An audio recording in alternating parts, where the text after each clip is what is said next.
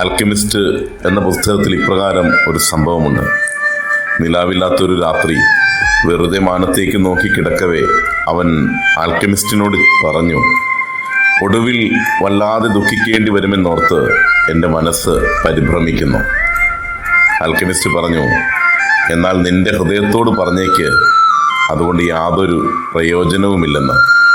യഥാർത്ഥ വേദനയേക്കാൾ ഭയങ്കരമാണ് വേദനിക്കേണ്ടി വരുമല്ലോ എന്ന് പേടിച്ചുകൊണ്ടുള്ള വേദന.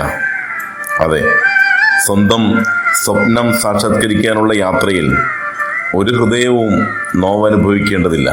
കാരണം ഈ അന്വേഷണത്തിലെ ഓരോ നിമിഷവും അയാളെ സ്വപ്നത്തിലേക്ക് കൂടുതൽ അടുപ്പിക്കുകയാണ് ചെയ്യുന്നത്. ഇടയ്ക്ക് തളർന്ന് വീണു പോകാതിരുന്നാൽ മതി. വീഴുക എന്നുള്ളത് ആരുടെയും തെറ്റല്ല. വീണിടത്തു നിന്ന് എഴുന്നേൽക്കാതിരിക്കുക എന്നുള്ളതാണ് ഏറ്റവും വലിയ തെറ്റ്. ഈ യാത്രയിലെ ഓരോ നിമിഷവും നാം നമ്മുടെ സ്വപ്നങ്ങളോട് കൂടുതൽ അടുത്തുകൊണ്ടിരിക്കുകയാണ്. നാം മുന്നോട്ട് തന്നെയാണ് യാത്ര പോകേണ്ടത്. അല്ലാതെ ഇനി ദുഃഖിക്കുമല്ലോ എന്നോർത്ത് ദുഃഖിച്ചിരിക്കാൻ നമുക്ക് സമയമില്ല. ഇന്നലകളിലെ ദുഃഖിച്ച അനുഭവങ്ങളെക്കുറിച്ചോർത്ത് ഇന്ന് ദുഃഖിച്ചിരിക്കാൻ നമുക്ക് സമയമില്ല. നമ്മുടെ കൈവശം ഈ ദിനമുണ്ട്.